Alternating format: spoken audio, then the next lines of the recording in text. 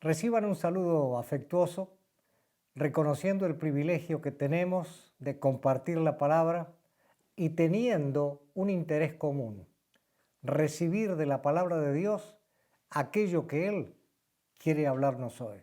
Este es un tremendo privilegio que no se compara con nada en la tierra. Quiero comenzar con una pregunta. Yo sé que ustedes, donde están, pueden contestar la pregunta, pero obviamente yo no voy a recibir la respuesta. De todas maneras, reflexionen en la pregunta, yo la voy a contestar y creo que vamos a coincidir en las respuestas. La pregunta es, ¿qué cosas compartimos los seres humanos a nivel universal que nos son comunes a todos? Repito, ¿qué cosas compartimos los seres humanos a nivel universal que nos son comunes a todos? Sé que algunos ya habrán respondido. Otros quizá necesiten una aclaración. Pero voy a empezar con la respuesta y van a entender de las cosas que estamos hablando. Por ejemplo, en cualquier lugar del mundo, los seres humanos necesitamos y compartimos el agua. No importa si nos conocemos o no, todos necesitamos agua. Agua para beber, agua para higienizarnos. Bueno, sin agua no se puede vivir. ¿Qué otras cosas compartimos los seres humanos a nivel universal? Los alimentos. En algunos países es escaso, en otros es abundante, pero todos, para vivir, necesitamos alimento y lo compartimos. También los seres humanos necesitamos ropa. Todos necesitamos estar vestidos, salir de nuestra casa vestidos. Y eso lo compartimos en todo el mundo, independientemente de las modas, de los gustos y de la forma de vestir. También, y es muy obvio, necesitamos recursos. Recursos de todo tipo, pero un recurso que nunca puede faltar y que compartimos es dinero. ¿Quién no necesita dinero? El dinero se comparte en todo el mundo. Y también vivienda. Necesitamos un lugar donde fijar nuestra residencia, donde vivir, donde tener la familia, donde comer, donde dormir. Eso es a nivel mundial una necesidad que compartimos. También compartimos sentimientos, afectos. Necesitamos amar, ser amados. También compartimos sufrimientos, compartimos alegría. También tenemos el privilegio de hablar. Y este hablar significa comunicarnos, porque entonces hablamos, necesitamos ser escuchados y que se nos escuche. Habría muchas cosas más que los seres humanos a nivel mundial compartimos. Y no voy a seguir con esto porque los ejemplos serían demasiado. Ahora, hay algo particular que compartimos, pero que a veces intentamos disimular, y es sentir miedos o sentir temores. Todos los seres humanos, en todo el mundo, con diferentes niveles, padecemos de miedos, cierto tipo de temores que a veces nos afectan demasiado. Y uno puede decir que no, pero ahí está. La pandemia, que nos viene acosando durante tanto tiempo, es una muestra evidente de lo que produjo. Miedo, temor. Temor al contagio, temor a que me contagien o a que yo contagie, temor a acercarme a otra persona por si a lo mejor tiene el COVID y me contagia, aún temor a la muerte. Esto fue y sigue siendo muy evidente en los tiempos que nosotros estamos viviendo. En definitiva, el miedo es poderoso. El temor es poderoso y condiciona. No sabemos a veces cómo trabajar con ese miedo, con ese temor. Y como dije antes, la pandemia lo está demostrando. Este temor, este miedo, no solamente nos asusta, nos inquieta, nos preocupa, hace que nuestra vida muchas veces se paralice y no sabemos qué camino tomar. Por eso el miedo es condicionante. Ustedes saben, y lo reconocemos todos, que la pandemia ha cambiado la perspectiva de vida de todos los seres humanos. Ahora vamos a cambiar de faceta. También reconocemos que hay miedos saludables, miedos que preservan la vida. Porque si yo tengo un sentido de preservación de vida, voy a cuidar de cruzar una calle cuando no vienen automóviles. Voy a cuidar muchísimas cosas por preservación de vida. Y este miedo es saludable. Y este miedo uno lo puede desarrollar y lo desarrolla aún inconscientemente. Pero obviamente no voy a hablar de más miedos porque vamos a avanzar en el tema. Pero ya está planteado este tema de los miedos o los temores. Quiero llamar la atención de ustedes diciendo que hay un temor distinto, un temor diferente. Sí, es un temor distinto, es un temor diferente. ¿Por qué? Porque es un temor especial, es un temor único, es un temor que produce beneficios. Es un temor que nos hace sabios. Es un temor que nos hace criteriosos y tener discernimiento espiritual a la hora de juzgar algo, de determinar algo, de analizar algo. Es un temor que edifica nuestras vidas. Contrario al temor humano del que estamos hablando, este temor hace que nuestra vida sea construida, sea edificada de una manera diferente. En definitiva, es un temor santo, es un temor sobrenatural. ¿Qué temor es este? El temor de Dios. Así es, el temor de Dios. Es un temor único, es un temor especial, porque es un temor sobrenatural.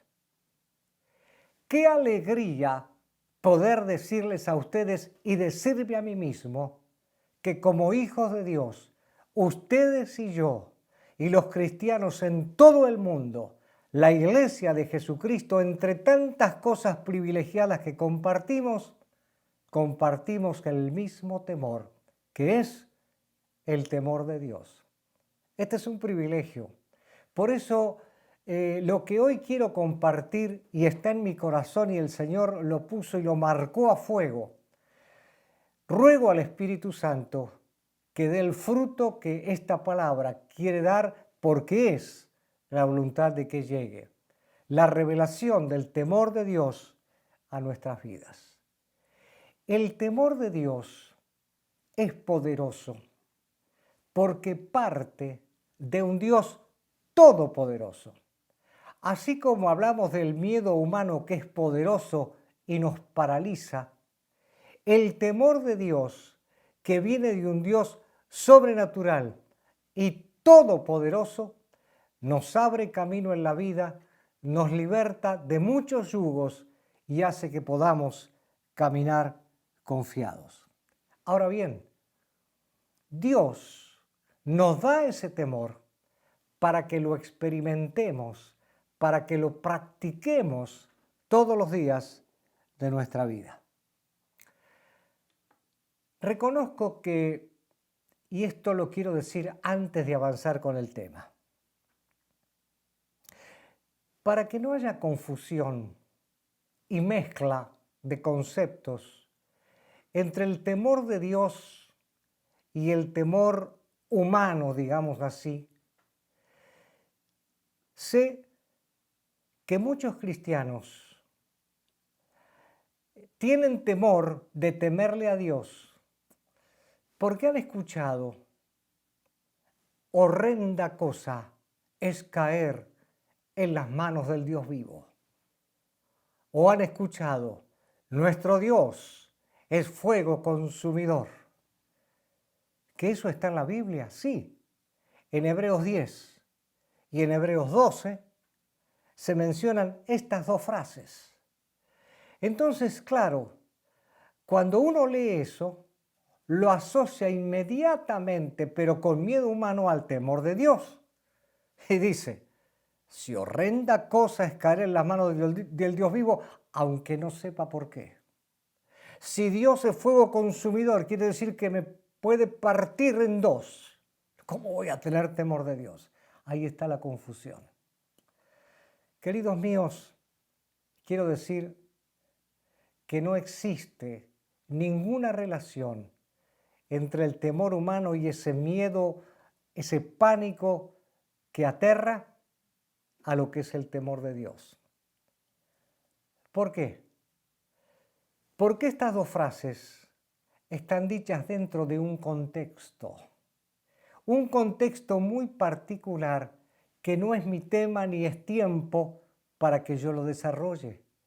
Pero si ustedes quieren analizar Hebreos 10, Hebreos 12, leer todo el capítulo, leer todo el libro, aún leer el Antiguo Testamento, se van a dar cuenta por qué el autor de Hebreos emplea esos dos términos.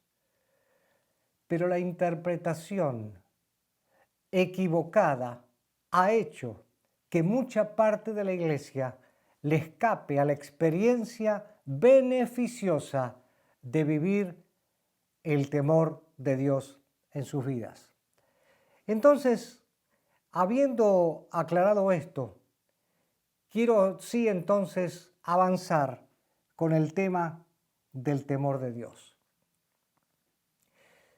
Para colaborar de alguna manera en la comprensión de lo que es el temor de Dios, voy a hacer una definición.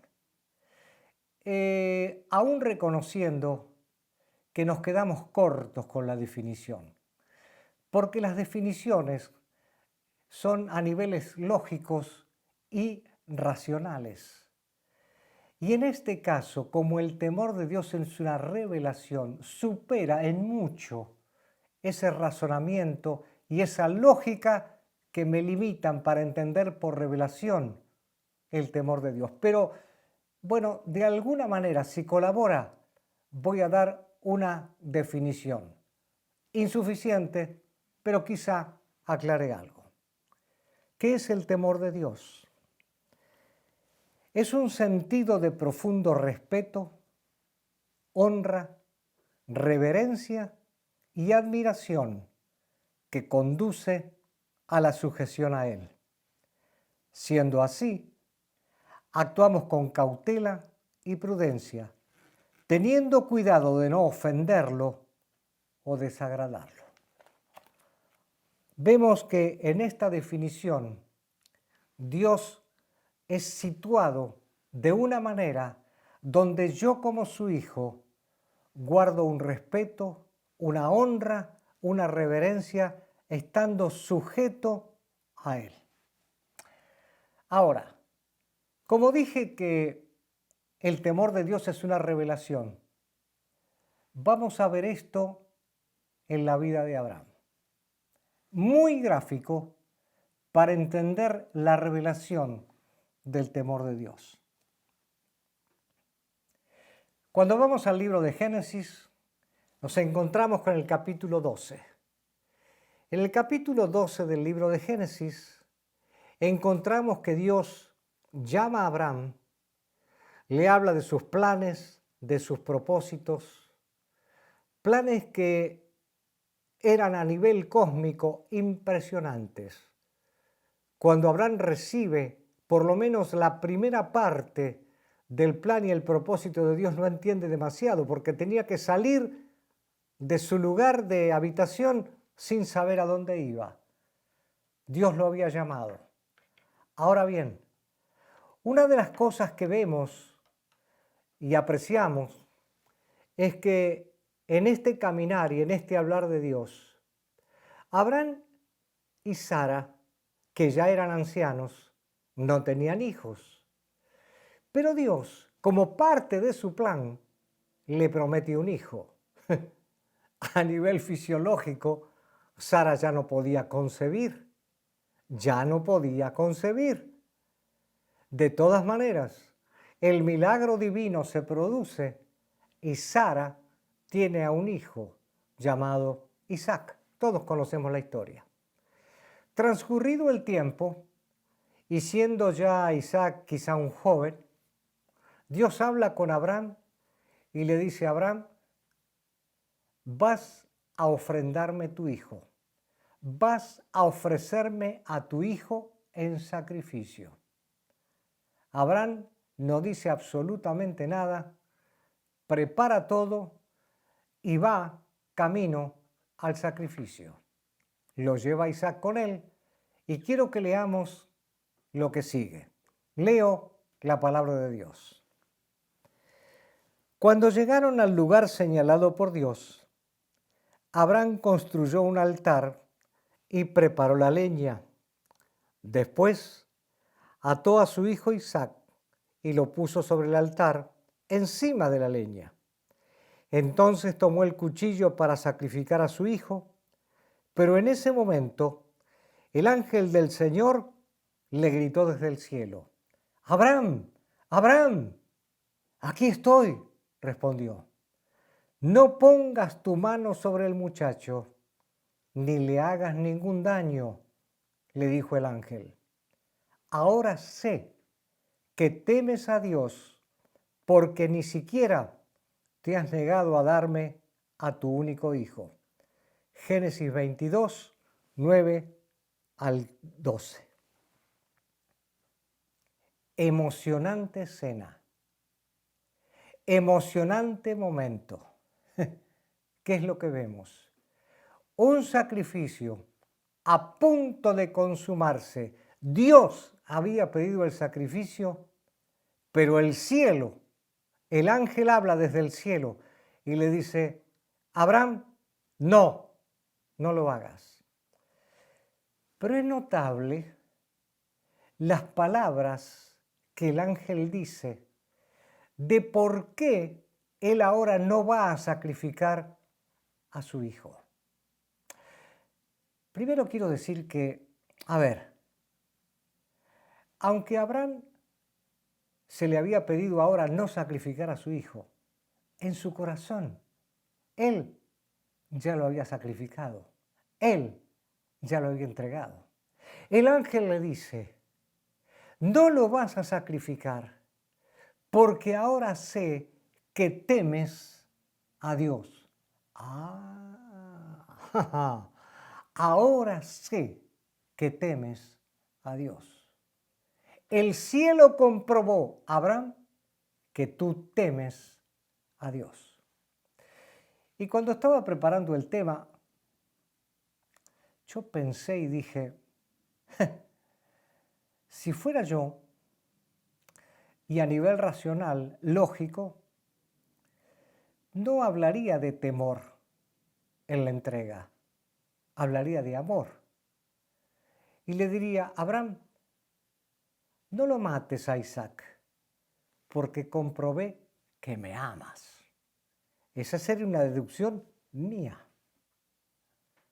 ¿Pero por qué? El ángel no habló de amor y habló de temor. Porque en el temor de Dios está incluido el amor. Y en el amor está el temor de Dios. El cielo vio que el amor y el temor se habían conjuntado para entregar a Isaac tal cual Dios lo había pedido. Ahora sé que temes a Dios. Pero recapacitando en la escena, el ángel habla con Abraham, pero Isaac estaba escuchando. Isaac iba a ser el sacrificado. Isaac escuchó cuando el ángel del cielo paró a su papá y le dijo: no lo mates, no levantes el cuchillo, no hagas nada, no lo sacrifiques. Y a Isaac estaría diciendo: estoy vivo. Estoy vivo porque el cielo habló. Pero el cielo habló por la acción de mi papá, por la actitud de mi papá. Dios vio que mi papá teme a Dios. Estoy emocionado en este momento porque ustedes saben qué impacto fue este testimonio en vivo y en directo para la vida de Isaac. No hay historias ni libros que se lean que puedan graficar o que puedan tener la profundidad de esta lección que Isaac recibió. Isaac vio a su papá temer a Dios y él recibió el ejemplo como hijo del valor que tiene el temor de Dios. ¿Cuál es la lección para nosotros hoy? Cuando en una familia hay temor de Dios, los hijos toman el temor de Dios como modelo de vida. Y luego por generaciones sigue transcurriendo el sentido profundo de respeto, de honra, de reverencia, de temor de Dios. Isaac grabó esto para toda su vida. El temor de Dios como ejemplo de su padre que lo había hecho. Ahora, claro, todos nosotros reconocemos a nivel mundial la influencia que sigue teniendo hoy Abraham y damos gracias a Dios por la vida de Abraham.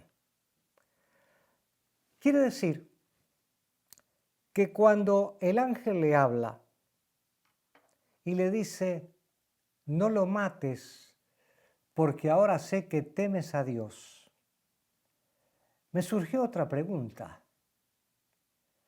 ¿Dónde aprendió Abraham el temor de Dios? ¿Dónde lo leyó? ¿En qué libro? Biblia no había. ¿A qué iglesia iba para que el pastor le enseñara acerca del temor de Dios? Nada de eso existía.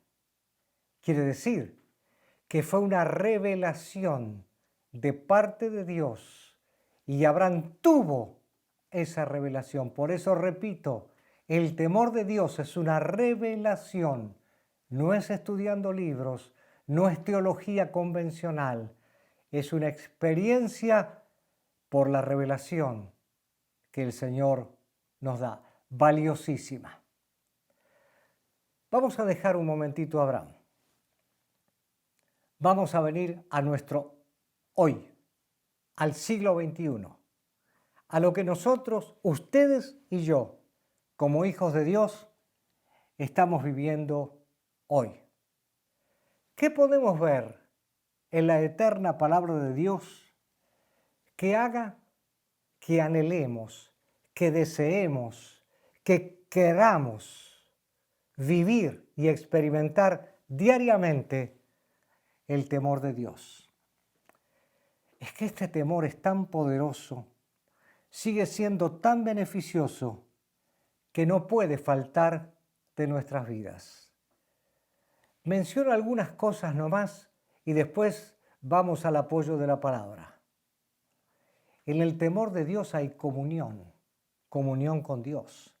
Hay seguridad, hay protección, hay libertad, hay confianza. Y para confirmar estas vivencias con la palabra de Dios, leo esta palabra de Dios. Dice así: La comunión íntima de Jehová es con los que le temen, y a ellos hará conocer su pacto. Salmo 25, 14. Comunión íntima.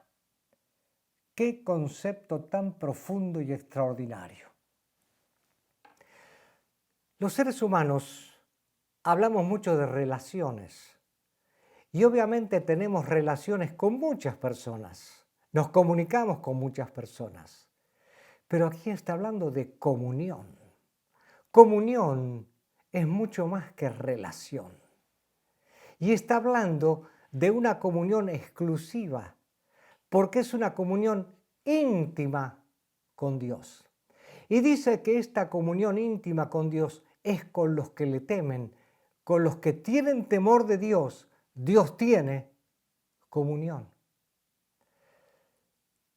Me llama la atención que David no dice, mi comunión con Dios es íntima y por eso conozco las profundidades de los términos del pacto. No dice eso.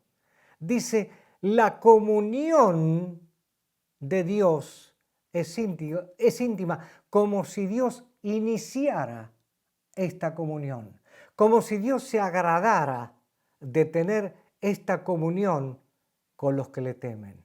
Y agrega, y a estos, a los que le temen, les hace conocer sus profundidades, las profundidades, el contenido profundo del pacto que tiene con ellos. Así que nos damos cuenta de un beneficio maravilloso, comunión. Cuando tenemos temor de Dios, hay comunión. No puede ser de otra manera. Vamos a otro pasaje de la Escritura. Dice, el temor del Señor infunde plena confianza y da esperanza a nuestros hijos. El temor del Señor es un manantial de vida. Proverbios 14, 26, 27, primera parte. El temor de Dios infunde, ¿qué cosa? Confianza. Segundo beneficio de vivir bajo el temor de Dios. Confianza. El temor de Dios produce confianza. Pero evidentemente Salomón, el autor de este proverbio, está hablando como un padre, porque dice, el temor del Señor infunde plena confianza y da esperanza a nuestros hijos. Salomón proyecta la confianza proveniente del temor del Señor a los hijos. Miren qué importante, familia. Confianza que se da a los hijos por vivir bajo el temor del Señor. Pero agrega, el temor del Señor es un manantial de vida. Es decir, el temor del Señor es una fuente de vida que permanentemente permite vivir en una vitalidad espiritual, en un vigor espiritual, que no lo provee, que no lo causa ningún otro elemento. Ahora bien, esta palabra que el Señor produce esperanza tiene que ver con refugio, con protección, con una confianza y con un sitio donde sentirse seguro. Todos los seres humanos y las familias siempre buscamos refugios seguros, sitios seguros, sentirnos seguros. Hay esperanza, hay confianza en el temor del Señor, hay sitios seguros en su presencia donde descansar. Cuando los padres viven temiendo al Señor, los hijos, por así decirlo, heredan una herencia bendita, confianza y esperanza de quién es el Señor.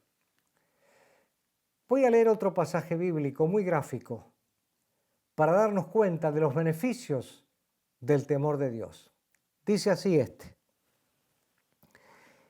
el Señor no se deleita en los bríos del caballo, ni se complace en la agilidad del hombre, sino que se complace en los que le temen, en los que confían en su gran amor.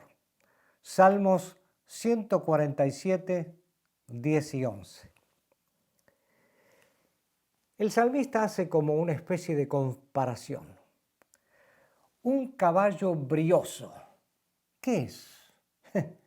Es un caballo vigoroso, enérgico, que tiene fuerza y que la muestra. Nosotros hemos visto esos caballos como que se paran con una personalidad muy definida, son vigorosos. Pero luego habla de una persona que es ágil, quizá un guerrero. Al Señor no le asombra ni ese caballo vigoroso que podía ser un caballo de guerra de ese tiempo, quizá, no sé, ni un hombre muy ágil y que demuestra sus habilidades. Al Señor lo que le deleita es aquel que le teme y aquel que confía en su gran amor. Así que el Señor no se complace con apariencias. El Señor busca lo genuino, busca lo auténtico. La energía puede ser importante, pero puede ser algo que emana de mí mismo, el vigor también. Pero el temor de Dios es lo que hace que Dios diga, en ese me deleito, en esa tengo complacencia, en ese hombre está mi gozo y mi deleite, en esa mujer, en ese muchacho, en esa chica está mi deleite. Pero además, ellos confían en mi gran amor y yo me siento complacido con ellos. Dios se complace en este tipo de hijos suyos. Si como iglesia comprendiéramos la profundidad que tiene vivir cada día continuamente en el temor de Dios, nos serían reveladas otras facetas de lo que es la iglesia y de lo que es el reino de Dios. Porque el reino de Dios es muy amplio. Hay una autoridad, hay un gobierno, hay una dimensión que si nosotros viviéramos bajo el temor de Dios, nos serían revelados y no serían una imposición como un gobierno o una autoridad humana, sino que sería un deleite para los hijos de Dios, para la iglesia, vivir bajo ese temor. Voy a hacer un ejemplo. Adán y Eva. Adán y Eva en el huerto del Edén vivían bajo el gobierno de Dios, bajo la autoridad de Dios, bajo la voz direccional de Dios y vivían bajo el temor de Dios. Cuando ellos se apartan de ese ámbito, cuando se salen de ese marco de comunión y escuchan una voz extraña, ahí viene el descalabro, ahí viene la confusión y ahí caen en pecado, que no es otra cosa que apartarse de Dios y de su comunión. Evidentemente, perdieron el temor de Dios, pero inauguraron el temor humano. Repito, perdieron el sentido del temor de Dios e inauguraron el temor humano. ¿Por qué? Porque cuando Dios quiso hablar con Adán, estaba escondido. Esconderse de la presencia de Dios. Cuando tenía temor de Dios y vivía bajo ese temor, andaba libre, no esclavo. No era un autoritarismo que sentía, era la libertad del gobierno. Pero ahora ahora está esclavo del temor. Y quiero leer algo importante para que lo fijemos en nuestra mente, en nuestro espíritu, y que nos sirva también porque es un aporte a lo que estamos hablando. Es una frase que dice así: el temor de Dios no significa tenerle miedo a Dios para alejarnos de Él, pero sí es tener miedo a estar lejos de Él. El temor de Dios nos permite experimentar su paz sobrenatural en medio de un mundo, de una humanidad confundida, presa de pánico, de temor, que realmente hoy en día no sabe dónde va. Eso es lo que la humanidad está sufriendo. Nosotros como hijos de Dios tenemos no solamente el privilegio de vivir de otra manera, sino de transmitir estos principios para que la gente sea libre. Quiero ir finalizando este tiempo tan bendecido que hemos pasado juntos y realmente lo estoy disfrutando, créanme, lo estoy disfrutando compartiendo esto que sé que viene directamente de parte de Dios. Pero al ir finalizando esto que estamos hablando, me voy a referir por un momento a Salomón y algo que Salomón dijo muy gráfico y que viene muy a cuento de este final que estamos haciendo de esta impartición. Todos sabemos que Salomón fue el hijo del rey David, que Dios lo puso como rey de Israel, y cuando él le oró a Dios, porque Dios le dijo, pídeme lo que quieras, él le dijo, dame sabiduría para dirigir a este pueblo. Qué pedido, ¿verdad? Qué profundidad de sentimiento y de sinceridad de corazón. No pidió otra cosa, pidió sabiduría. Dios le dio sabiduría, pero además le dio riquezas. Salomón caminó en su sabiduría mucho tiempo, pero tristemente también desvió su camino de lo que Dios, de aquello con lo que Dios lo había dotado, y perdió mucho en su vida. En el ocaso de su vida, y habiendo vivido todas las experiencias posibles, él escribió el libro de Eclesiastés. Y en el libro de Eclesiastés, si yo pudiera resumir los 12 capítulos de Eclesiastés, él habla del significado de la vida. En resumen, los 12 capítulos hablan de eso.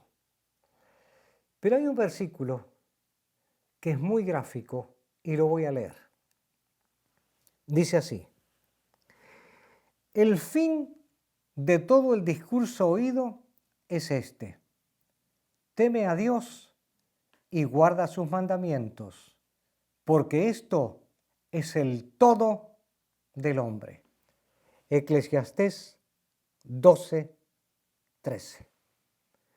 Salomón, como si deseara poner un sello, una marca, un énfasis final al discurso que está dando. Él dice, el final de mi discurso se sintetiza en dos principios ineludibles e irreemplazables. El valor y el significado de la vida están dados por, 1, temerle al Señor; 2, guardar sus mandamientos, obedecer. Esta es la síntesis de lo que Salomón hace de todo lo que él vivió. Valioso, ¿verdad? Pero vemos lo que pasa. Salomón vuelve a repetir la importancia de temerle a Dios, pero agregado a la obediencia. No puede haber temor de Dios sin obediencia. Así como no hay temor de Dios sin amor, tampoco hay temor de Dios si no hay obediencia. Maravilloso final en este discurso de Salomón. Pero dice, esto que dije es el todo del hombre, el todo del ser humano. ¿Qué significa esto? Lo que acabo de decir no solamente resume la vida del ser humano, es lo pleno, es lo completo, es la realización total del ser humano, en este caso hijos de Dios, en este caso más particular miembros de la Iglesia de Jesucristo. Esto es el todo de la Iglesia. Temor de Dios y obedecerle. Ahora sí, y para finalizar, de corazón quiero hacer un llamado a ustedes, mis hermanos y mis hermanas, un llamado de corazón. Estamos viviendo un siglo con muchas dificultades, con muchas variables, con muchas inseguridades de todo tipo. Nosotros como hijos de Dios, que tenemos la luz, debemos andar de forma diferente. Este llamado de reflexión a la Iglesia de Jesucristo es que dejemos de ver a Dios única y exclusivamente como el proveedor. Lo voy a poner más simple.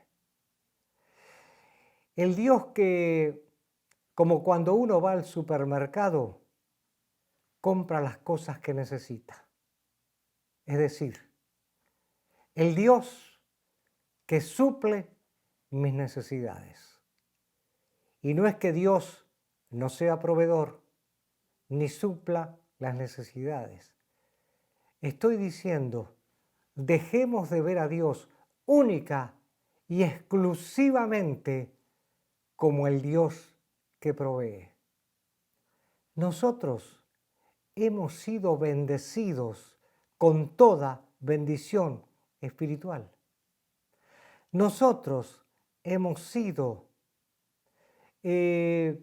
privilegiados por tenerlo a Él en nuestras vidas y caminar con la guía del Espíritu Santo, estando completos en Él.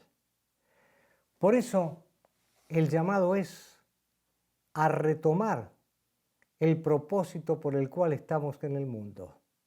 Ser representantes de Dios, embajadores satisfechos y orgullosos de un Dios que mandó a su Hijo a morir por nosotros.